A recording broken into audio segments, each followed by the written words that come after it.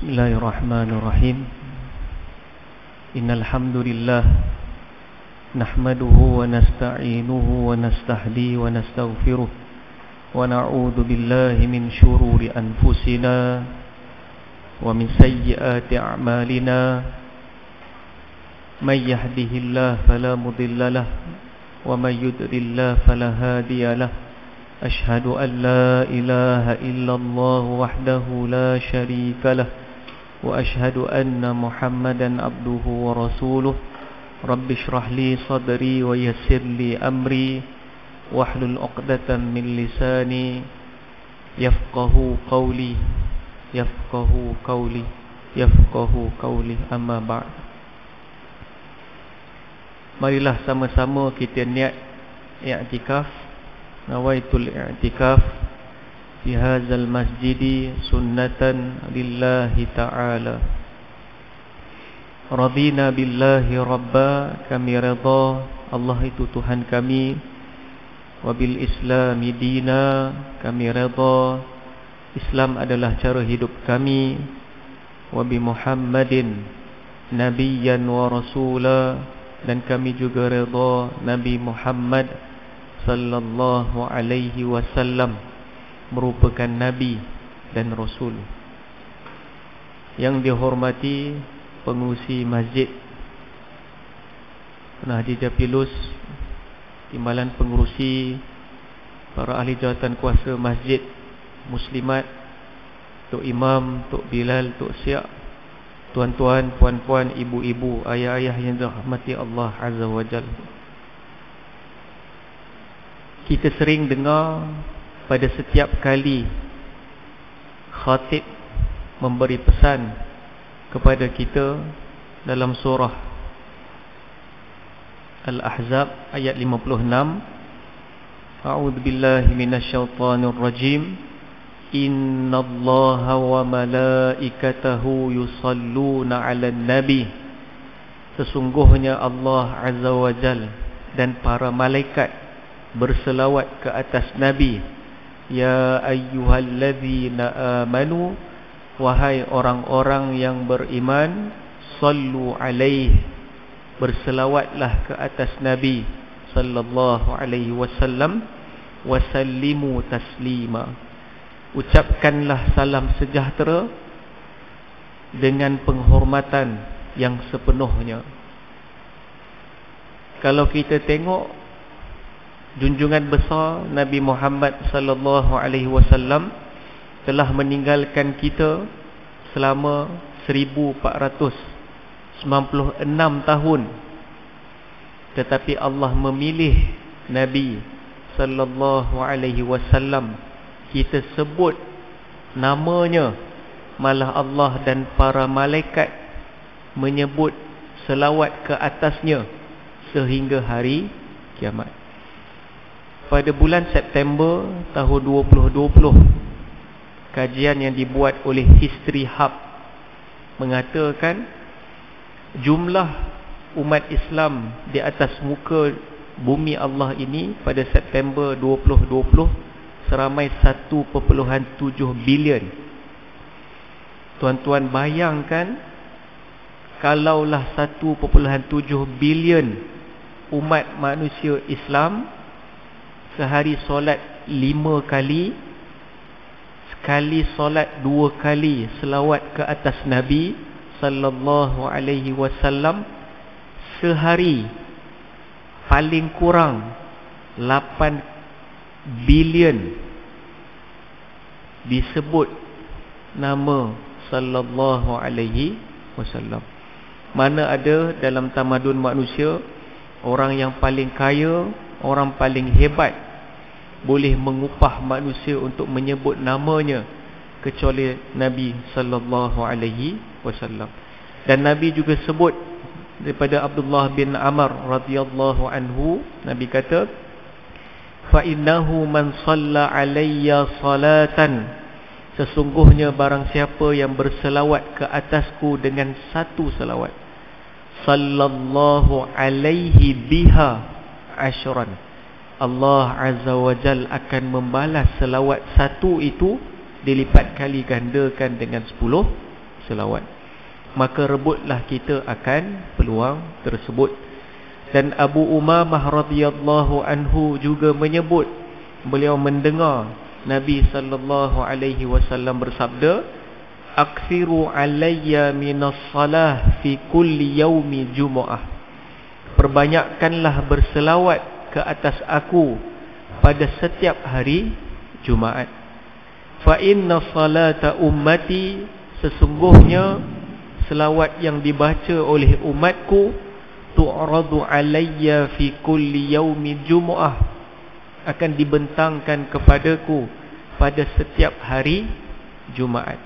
Dan Nabi sebut, faman kana aktsaruhum alayya salatan, barang siapa di kalangan umatku yang paling banyak berselawat ke atasku, kana aqrabahum minni manzilatan, sesungguhnya mereka akan paling hampir denganku di dalam syurga nanti.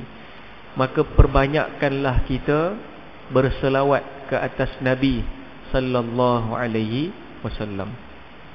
Tuan-tuan, puan-puan, ibu ayah yang dirahmati Allah, kita teruskan lagi pengajian kita menggunakan buku biografi Muhammad bin Abdullah, perjalanan hidup seorang Nabi, di muka surat 136. Kumpulan pengintip bagi menyekat ekonomi Quraisy. 136, kumpulan pengintip bagi menyekat ekonomi Quraisy, pada perenggan yang kedua. Nabi Muhammad sallallahu alaihi wasallam mendapat berita ada rombongan dagangan Quraisy yang dipimpin oleh Abu Jahal pulang dari Syam, yang dikawal oleh 300 orang lelaki. Jadi Sariyah, pasukan tentera yang bukan dipimpin oleh Muhammad, pertama yang dibentuk oleh Muhammad adalah seramai 30 orang yang dipimpin oleh Hamzah. Mereka terus bergerak ke arah perjalanan rombongan ini. Kita telah sentuh sebelum ini bagaimana keyakinan Nabi sallallahu alaihi wasallam dan para sahabat ketika mana masuk ke Madinah, dah menguasai Madinah, maka Nabi ingin memperluaskan Islam di Madinah. Antara cara yang Nabi pilih adalah Sariyah. Sariyah ini adalah peperangan yang kecil yang tidak dikendalikan oleh Nabi sallallahu alaihi wasallam. Nabi hanya memberi panduan. Kalau ghazwah, perang, memang Nabi sallallahu alaihi wasallam sendiri yang ikut serta. Tuan-tuan bayangkan, peperangan dan Sariyah bermula ketika mana Nabi berhijrah ke Madinah, dan usia Nabi ketika mana masuk ke Madinah usia 53 tahun. Nabi wafat usia 63 tahun. 10 tahun Nabi penuhnya dengan peperangan, atau kita sebut sebagai ghazwah, dan ada juga Sariyah, peperangan-peperangan yang kecil. Nabi menghantar sahabat untuk mengetuai, tapi dipandu oleh Nabi sallallahu alaihi wasallam. Kita pun telah sentuh sebelum ini kata-kata daripada Zaid bin Al-Arqam ketika mana ditanya, sebab Zaid bin Al-Arqam radhiyallahu anhu, dia ikut semua peperangan dengan Nabi sallallahu alaihi wasallam. Dan sahabat bertanya kepada Zaid bin Abi Al-Arqam, kam min ghaza sallallahu alaihi wasallam min ghazawat, berapakah bilangan perang yang Nabi ikut dalam siri-siri peperangan? Maka jawab Zaid bin Al-Arqam radhiyallahu anhu, qala 19 kali. Bayangkan 19 kali Nabi mengetuai peperangan seusia 53 tahun. Kalau kita dah boleh pilih apa? Pencen pilihan. Tapi Nabi sallallahu alaihi wasallam usia 10 tahun ketika mana di Madinah, dia telah mengetuai 19 peperangan. Sariyah ini banyak berlaku, kita akan sentuh nanti. Kalau ikut Imam Al-Waqidi, ketika mana 10 tahun di Madinah, Sariyah berlaku 47 kali. Ikut pandangan Imam Al-Waqidi. Dan Imam Al-Waqidi juga sebut Ghazwah, peperangan yang besar, Nabi mengetuai 19 kali, tapi sebenarnya berlaku sebanyak 27 kali. Itu pandangan Imam Al-Waqidi. Rombongan Abu Jahal berada di kawasan suku Damrah. Ketua suku Damrah ialah Mujdi bin Amr. Menyekat pasukan Hamzah daripada bertemu dengan rombongan Abu Jahal. Oleh itu, rombongan Abu Jahal dapat melepaskan diri, sedangkan Hamzah pula hanya diperintahkan supaya menyekat rombongan, bukan memerangi suku Damrah. Peristiwa ini berlaku pada bulan Ramadan, iaitu bulan ke-9 dalam kalender Islam pada tahun pertama Hijrah. Usia 53 tahun, Sariyah yang pertama yang diketuai oleh Hamzah Asadullah radhiyallahu anhu pada hijrah yang pertama. Dan niat Nabi Sariyah ini menghantar Hamzah radhiyallahu anhu bukan untuk pergi perang, hanya untuk mengintip apa yang dilakukan oleh Abu Jahal dan gerombolannya. Pada bulan hadapannya, iaitu bulan Syawal, Muhammad mempersiapkan sekumpulan lagi Sariyah atau pasukan pengintip. Kali ini dipimpin oleh Ubaidah bin Haris bin Abdul Muttalib bersama 60 orang sahabat yang semuanya daripada Muhajirin Quraisy. Muhajirin Quraisy maksudnya orang yang berhijrah daripada Mekah ke Madinah. Ini kerana Muhammad ingin memahamkan masyarakat ini bukan suku lawan suku, tetapi ia adalah urusan agama.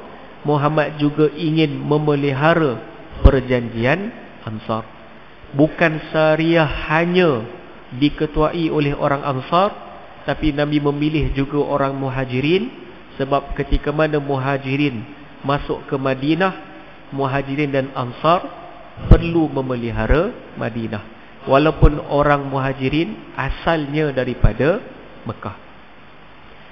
Semua tempat di mana pasukan ini bergerak adalah di luar Madinah, sedangkan Ansar sudah berjanji mempertahankan Muhammad sallallahu alaihi wasallam di Madinah. Rombongan Quraisy kali ini seramai 200 orang dipimpin oleh Abu Sufyan. Mereka berjaya melepaskan diri daripada tentera Islam apabila Abu Sufyan memerintahkan orang-orangnya memanah tentera Islam supaya mereka tidak dapat mara, dan rombongannya sempat melepaskan diri. Kalau kita baca banyak buku sirah, Abu Sufyan radhiyallahu anhu ini satu nama yang hebat, tapi masuk Islamnya lambat. Okey, antara punca kekalahan umat Islam pada peperangan Uhud adalah Abu Sufyan. Abu Sufyan radhiyallahu anhu seorang yang amat hebat, tapi melawan Islam itu satu yang amat dahsyat. Allah memberi hidayah dan taufiknya amat lambat. Pada penghujung bulan ini juga Muhammad sallallahu alaihi wasallam mempersiapkan sepasukan lagi seramai 20 orang di bawah pimpinan Sa'ad bin Abi Waqqas radhiyallahu anhu, juga sepupu Muhammad dari sebelah ibu. Kali ini mereka berjalan kaki bagi menyekat rombongan Quraisy di luar Madinah. Kalau tuan-tuan baca pasal Sa'ad bin Abi Waqqas radhiyallahu anhu, banyak Nabi menceritakan beliau. Beliau adalah salah seorang yang dijanjikan 10 orang sahabat Nabi, dijanjikan masuk syurga. Dan beliau juga merupakan pakcik Nabi yang muda Dan antara kisah yang masyhur Sa'ad bin Abi Waqqas adalah ketika mana dia masuk Islam, ibunya orang yang paling kuat tentang. Malah ketika itu Sa'ad bin Abi Waqqas radhiyallahu anhu menyebut kepada ibunya, kalaulah ibu ada 100 nyawa, setiap nyawa ditarik oleh Allah Azza wa Jal untuk meminta aku kufur akannya, aku tidak akan mengikut kehendak kamu. Dan Allah turunkan ayat Al-Quran membenarkan kata-kata Sa'ad bin Abi Waqqas radhiyallahu anhu. Dan Sa'ad bin Abi Waqqas, antara dalam hadis sahih Muslim, Nabi duduk di Madinah, Nabi tengah sembang dengan para sahabat radhiyallahu ajma'in. Nabi kata, wahai sahabat sekalian, akan datang seorang ahli syurga. Maka mereka menunggu. Akhirnya tibalah Sa'ad bin Abi Waqqas radhiyallahu anhu. Ketika itu baru lepas mengambil wuduk, janggut dia masih lagi basah. Dan ketika itu sahabat bertanya, apakah amalan yang menyebabkan Nabi Muhammad sallallahu alaihi wasallam mengulangi beberapa kali Sa'ad bin Abi Waqqas radhiyallahu anhu dimasukkan ke dalam syurga? Apa jawapannya? Sa'ad bin Abi Waqqas radhiyallahu anhu menjawab, aku tidak pernah berdendam dengan siapa pun pernah memusuhi aku. Setiap kali sebelum tidur, aku akan memaafkan orang yang pernah menzalimi akan aku. Maka itulah kelebihan yang disebut oleh Allah Azza wa Jal kepada Sa'ad bin Abi Waqqas radhiyallahu anhu. Dan Sa'ad bin Abi Waqqas juga kita akan sentuh nanti dalam peperangan Uhud. Beliau merupakan pemanah Nabi yang sangat hebat. Panah 100% mesti kena. Tak pernah tak kena. Itulah yang Nabi doakan. Nabi kata, ya Allah, jadikanlah sasaran panahnya Sa'ad bin Abi Waqqas, dan sasaran panahnya tepat, dan makbulkanlah segala doanya. Itu doa Nabi kepada Sa'ad bin Abi Waqqas radhiyallahu anhu. Apabila mereka tiba, rombongan itu sudah mendahului mereka.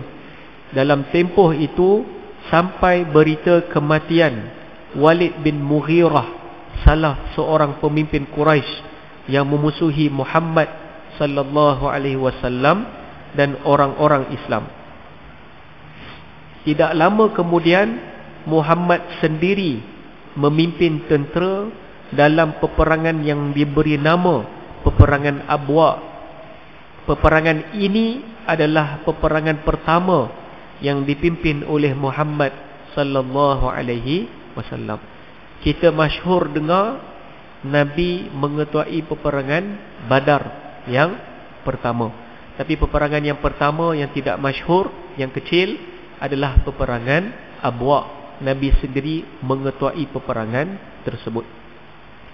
Peperangan ini adalah peperangan pertama yang dipimpin oleh Muhammad sallallahu alaihi wasallam.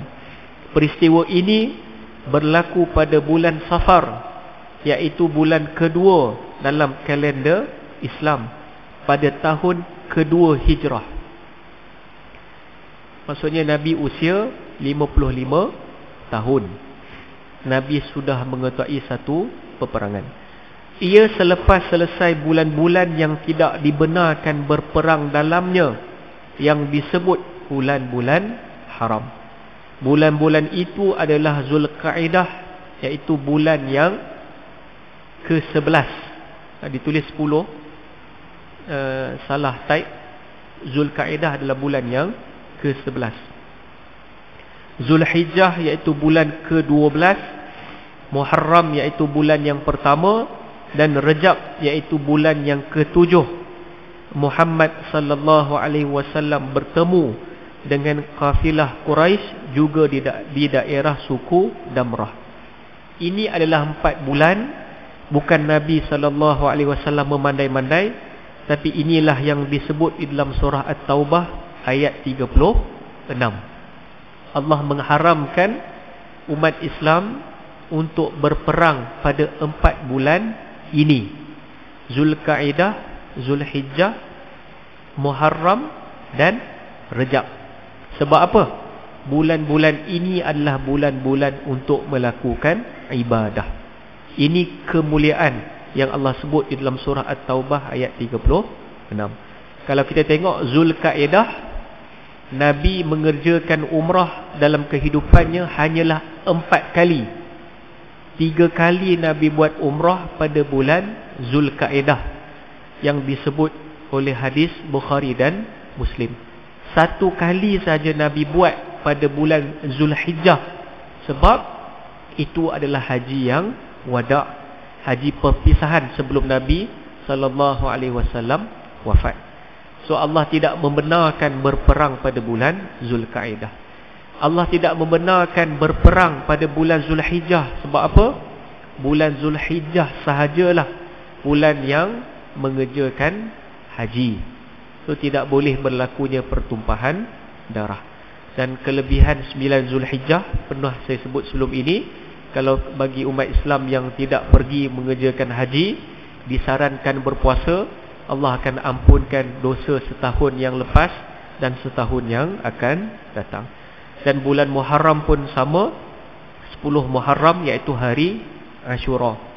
So ketiga-tiga dan keempat-empat bulan ini diharamkan oleh Allah Azza wa Jal di dalam surah At-Taubah ayat 36. Dan Nabi selalu ulang, janganlah tumpahkan darah pada 4 bulan tersebut.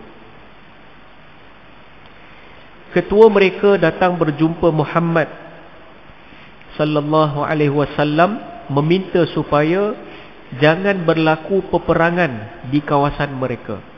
Mereka juga meminta perjanjian keamanan daripada Muhammad sallallahu alaihi wasallam dan orang-orang Islam. Perjanjian keamanan berlaku antara Muhammad sallallahu alaihi wasallam dan suku Damrah.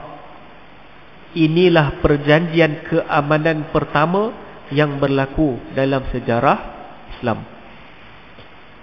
Pada bulan Rabiul Awal, iaitu bulan ketiga, sekali lagi Muhammad sallallahu alaihi wasallam sendiri keluar memimpin tentera Islam dalam peperangan Buwaq bersama 200 orang tentera Islam bagi menyekat rombongan Quraisy yang besar, terdiri daripada 2,500 ekor unta yang penuh dengan muatan dan dikawal oleh 100 orang pahlawan Quraisy. Rombongan ini dipimpin oleh Umayyah bin Khalaf. Siapakah Umayyah bin Khalaf? Tuan kepada seorang hamba bernama Bilal yang mengazab Bilal. Rombongan ini juga sempat melepaskan diri melalui jalan yang jauh.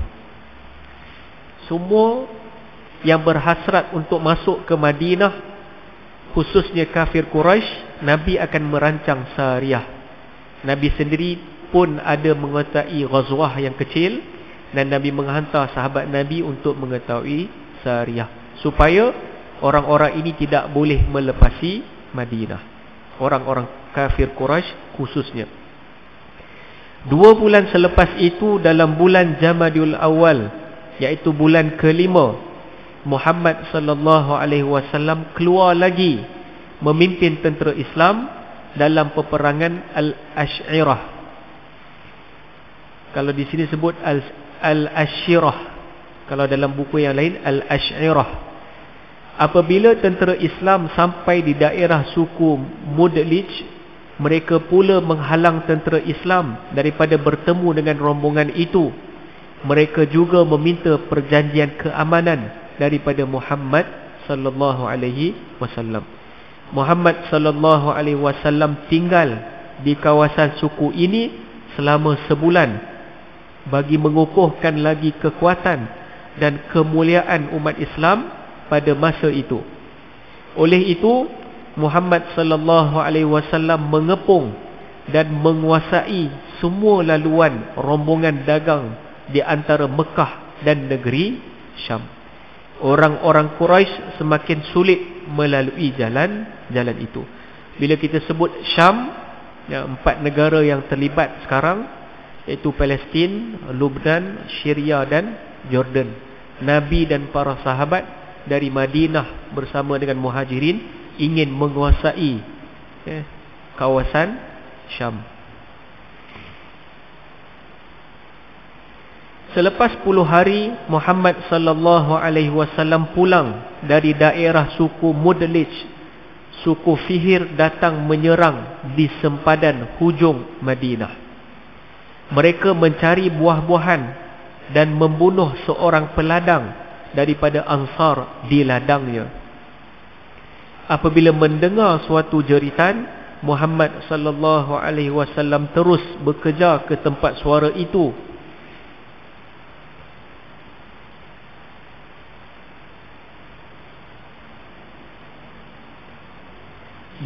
Diikuti oleh sahabat-sahabatnya.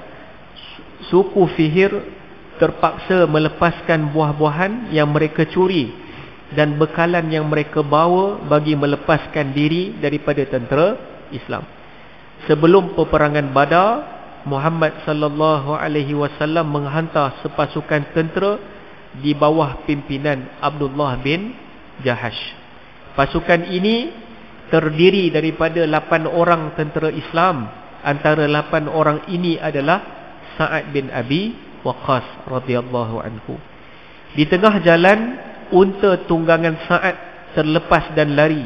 Sa'ad dan seorang lagi sahabat, iaitu Utbah bin Ghazwan, yang berkongsi kenderaan dengannya, terpaksa keluar mencari unta mereka. Pada masa yang sama, rombongan Quraisy tiba. Masa itu adalah hari terakhir bulan Rejab, iaitu salah satu bulan yang diharamkan berperang. Kebetulan berlaku ketika itu pada hujung akhir bulan Rejab, iaitu haramnya berperang. Abdullah menyangka sudah masuk satu hari bulan Sya'ban yang sudah dibolehkan berperang. Oleh itu mereka menyerang rombongan ini. Tentera Islam membunuh Amr bin Hadrami. Ini adalah Quraisy yang pertama yang dibunuh oleh orang Islam. Mereka menawan 2 orang lagi dan membawa balik semua rombongan dagangan itu. 2 orang tawanan ini adalah tawanan pertama dalam Islam, iaitu Hakam bin Kaisan dan Uthman bin Abdullah.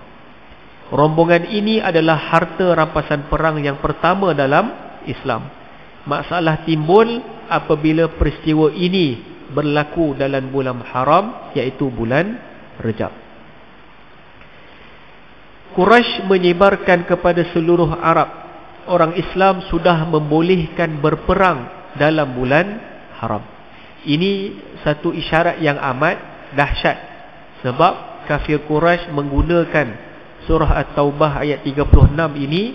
Nabi SAW dan para sahabat telah melanggar apa yang Allah janjikan. Sampaikan Al-Imam Ibn Kathir sebut dalam ayat Al-Quran ini, At-Taubah ayat 36, kezaliman yang berlaku pada 4 bulan yang haram ini, dosanya berlipat kali ganda berbanding dengan dosa-dosa yang dibuat pada bulan yang lain. Dan amal soleh yang luar biasa juga Allah akan kira ketika mana mereka beribadah pada bulan-bulan haram. Dan ketika itu orang Arab Quraisy menggunakan dalil ini. Sedangkan hal itu adalah dosa dan kesalahan besar bagi orang Arab. Kemudian Quraisy menghantar wakil ke Madinah bagi membawa balik 2 orang tawanan mereka, iaitu Hakam bin Kaisan dan Uthman bin Abdullah. Muhammad sallallahu alaihi wasallam menerangkan kepada mereka, orang Islam juga mengharamkan peperangan pada bulan haram. Tetapi perkara yang berlaku adalah pada penghujung bulan haram, di mana Abdullah menyangka sudah masuk bulan Sya'ban, bukan kerana orang Islam sengaja tidak menghormati bulan haram. Itu yang dijelaskan oleh Nabi sallallahu alaihi wasallam. Nabi menyangka telah masuknya bulan Sya'ban, tetapi sebenarnya itulah hari-hari akhir yang ada pada bulan Rejab. Muhammad sallallahu alaihi wasallam tidak melepaskan tawanan sehingga Sa'ad dan Utbah bin Ghazwan pulang. kerana Muhammad sallallahu alaihi wasallam takut mereka ditawan oleh Quraisy. Hakam bin Kaisan memilih untuk tinggal di Madinah dan masuk Islam selepas dia dibebaskan. Seorang lagi pulang ke Mekah dan meninggal dunia selepas itu. Sebenarnya Quraisy yang tidak menghormati bulan haram, iaitu bulan yang dilarang berperang, kerana mereka mengeluarkan orang Islam dari Mekah dan melakukan fitnah ke atas mereka pada bulan haram. Itulah budaya orang kafir Quraisy. Tidak berkira walaupun 4 bulan yang diharamkan oleh Allah untuk berlaku perang, tapi mereka menggunakan semua bulan-bulan yang ada untuk memusuhi umat Muhammad sallallahu alaihi wasallam ketika itu. Semasa di Mekah, Muhammad sallallahu alaihi wasallam sembahyang menghadap ke Baitul Maqdis, iaitu di Palestin. Tetapi Kaabah berada di hadapannya. Muhammad menghadap Kaabah dan Baitul Maqdis. Tetapi apabila beliau berhijrah ke Madinah, Madinah berada di utara dan Baitul Maqdis juga di utara Mekah. Oleh itu, Kaabah sudah berada di belakangnya. Hati Muhammad sallallahu alaihi wasallam sudah lama ingin menghadap ke Masjidil Haram. Justru Muhammad sentiasa menunggu-nunggu bilakah Allah Azza wa Jal akan mengubah kiblat dari Masjidil Aqsa Palestin kepada Masjidil Haram di Mekah. Kemudian Allah Azza wa Jal memerintahkan menjadikan Kaabah sebagai kiblat orang Islam. Ini adalah sejarah perubahan kiblat dari Masjidil Aqsa di Baitul Maqdis kepada Masjidil Haram di Mekah. Orang-orang Yahudi mengambil peluang ini bagi menimbulkan lagi fitnah. Nabi sallallahu alaihi wasallam pada awalnya lagi telah merasakan untuk menghadap ke Kaabah, ataupun kita sebut sebagai Masjidil Haram, sebab di Baitul Maqdis juga tempat bagi orang-orang Yahudi beribadah menghadap ke arah sana. Sampaikan ketika itu Barra bin Yazid mengatakan radhiyallahu anhu, dia kata salaina ma'a Rasulullah sallallahu alaihi wasallam, kami telah solat bersama dengan Nabi sallallahu alaihi wasallam nahwal Baitul Maqdis, menghadap Baitul Maqdis 16 syahran atau 17 syahran. Kami telah menghadap solat ke Baitul Maqdis selama 16 bulan atau 17 bulan. Kiraan tepatnya tidak pasti oleh Al-Barra. Kemudian barulah Allah mengisyaratkan sarafna nahwal Kaabah, barulah kami menghadap Kaabah. Kalau kita baca dalam Al-Quran, Nabi sering menghadap ke arah langit untuk meminta Allah Azza wa Jal menukarkan ke arah Masjidil Haram. Allah sebut qad nara taqalluba wajhika fis sama. Nabi sering mendongakkan kepala menghadap ke langit meminta Allah menukarkan kiblat bagi umat Islam. Dan Allah menjawab falanuwalliyannaka kiblatan tardaha. Maka Allah benarkan menghadap kiblat yang mana Allah redha atasnya, iaitu Masjidil Haram. Tapi para sahabat dan Nabi sallallahu alaihi wasallam menghadap Baitul Maqdis selama 16 hingga 17 bulan.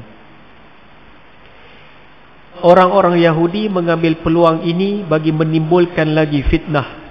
Mereka berkata, adakah ini satu agama? Sekejap menghadap Baitul Maqdis Palestin, sekarang sudah berubah menghadap Kaabah pula. Ini satu benda yang mereka mainkan. Pada bulan Sya'ban tahun kedua Hijrah, turun perintah supaya orang Islam berpuasa pada bulan Ramadan. Disyariatkan puasa bulan Ramadan datang lewat. Ketika itu Nabi usia 55 tahun, baru difardukan ibadah puasa pada tahun 15 kerasulan, ketika mana di Madinah. Ramadan pertama mereka berpuasa adalah Ramadan pada tahun kedua selepas hijrah. Tahun kedua selepas hijrah, maksudnya 53 tahun tambah dengan 2 tahun, seusia 55 tahun baru Nabi SAW berpuasa. Disyariatkan puasa Ramadan. Apabila masuk bulan Ramadan, Muhammad SAW berpuasa dan semua masyarakat Islam berpuasa dengan Muhammad SAW. Dalam bulan Ramadan berlaku peperangan Badar, iaitu peperangan penting dalam sejarah Islam. Orang Islam mendapat berita ada rombongan dagang Quraisy yang besar pulang dari Syam. Mereka membawa 1000 ekor unta yang hanya dikawal oleh 40 orang lelaki yang diketuai oleh Abu Sufyan. Abu Sufyan ini sebelum masuk Islam memang banyak peperangan yang dia ketuai. Dia seorang yang sangat hebat. Rombongan dagang ini istimewa daripada rombongan yang lain kerana semua peniaga Quraisy menghantar barang dagangan mereka melalui mereka. Mereka menjadi perhatian semua orang. Muhammad SAW memberitahu masyarakat Islam beliau akan memimpin sendiri tentera Islam pada kali ini. Muhammad SAW membuka peluang kepada sesiapa yang hendak menyertai pasukan ini. Tidak ada perintah pada masa itu. Sahabat-sahabatnya semua membuat persiapan. Jumlah yang keluar bersama dengan Muhammad SAW 313 orang lelaki. Muhammad SAW dan 313 tentera Islam ini bergerak ke tempat laluan rombongan itu. Pada masa yang sama ada satu peristiwa berlaku di Mekah. Atikah binti Abdul Muttalib, iaitu ibu saudara Nabi SAW yang masih berada di Mekah, pada masa itu melihat dalam mimpinya seorang lelaki berdiri di Abtah dan menjerit menyeru, "Wahai orang yang khianat kepada Islam, bersiaplah untuk kematian kamu 3 hari dari sekarang."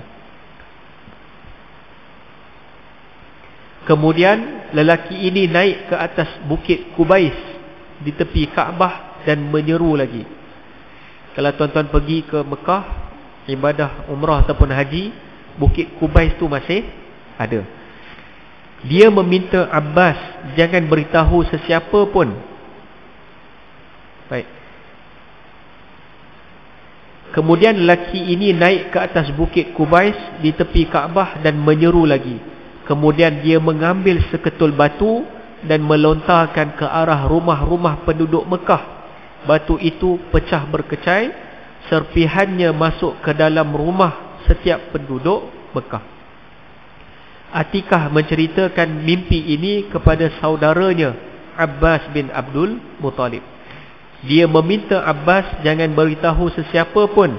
Abbas yang bersahabat baik dengan Walid bin Utbah menceritakan mimpi ini kepada Walid bin Utbah. Walid bercerita pula kepada ayahnya Utbah dan cerita itu tersebar di Mekah.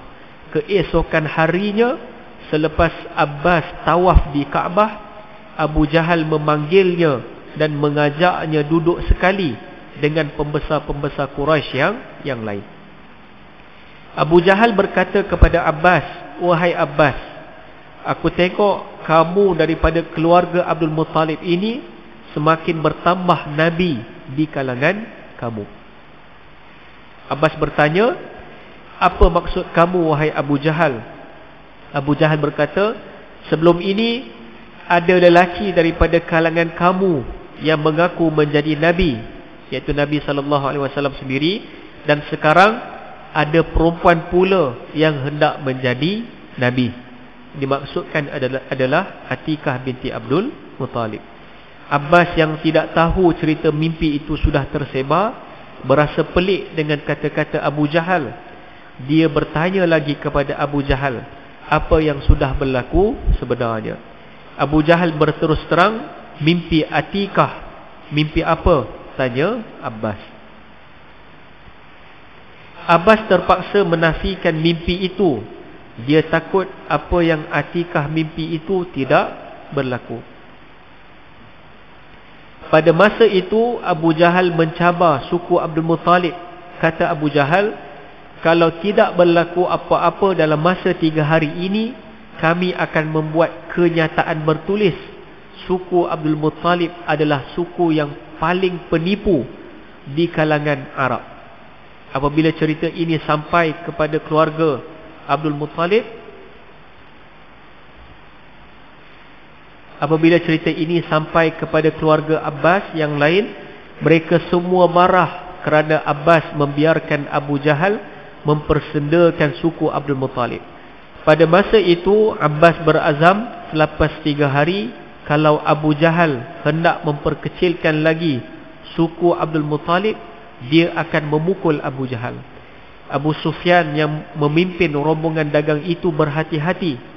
Dia menghantar perisik bagi memastikan tiada apa-apa halangan dalam perjalanan. Muhammad sallallahu alaihi wasallam juga menghantar perisik bagi memastikan perjalanan rombongan itu. Muhammad sallallahu alaihi wasallam menghantar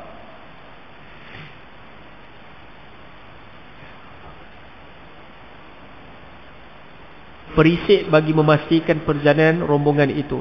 Muhammad sallallahu alaihi wasallam menghantar 2 orang sahabat. Mereka pergi sehingga dekat dengan perigi Badar. Di situ mereka ternampak ada seorang lelaki duduk di situ dan 2 orang hamba perempuan sedang mengambil air.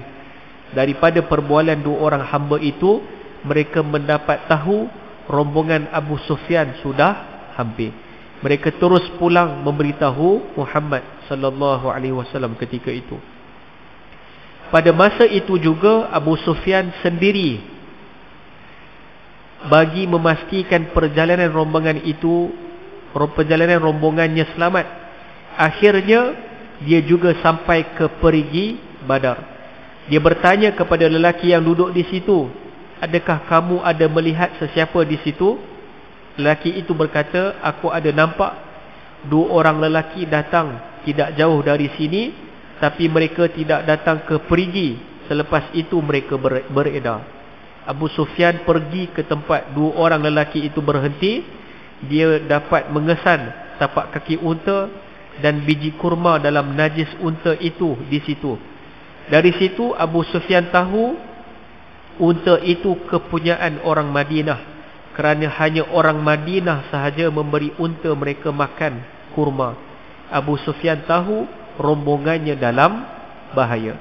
Ini antara kelebihan Abu Sufyan radhiyallahu anhu, seorang yang amat cekap. Sampai tai unta pun dia dapat kenal pasti. Antara budaya orang Arab Madinah memang begitu. Kalau kita baca dalam buku sirah Rakhib Matum pun sebut begitu. Mereka bagi tamar-tamar yang kering untuk unta di Madinah makan, tapi di tempat lain bagi makanan yang biasa. Abu Sufyan terus menghantar wakil ke Mekah, meminta orang Mekah menghantar tentera bagi menyelamatkan rombongan mereka. Abu Sufyan berasa tidak mungkin dia terlepas kali ini daripada Muhammad sallallahu alaihi wasallam dan tentera Islam. Oleh itu Abu Sufyan memilih Bam bin Amr, pakar propaganda di kalangan orang Abu Sufyan. Bam segera memecut untanya ke Mekah. Apabila hampir dengan Mekah, dia mengonyakkan pakaiannya dan dipakai semula dalam keadaan terbalik dan terkoyak-koyak. Kemudian dia mencederakan untanya, diambil darah dan disapu ke muka, badan dan pakaiannya. Keadaannya menakutkan dan seolah-olah sudah berlaku perang. Apabila sampai di Abtah, dia menjerit, tolong ada malapetaka. Orang Mekah berkejaran ke tempatnya.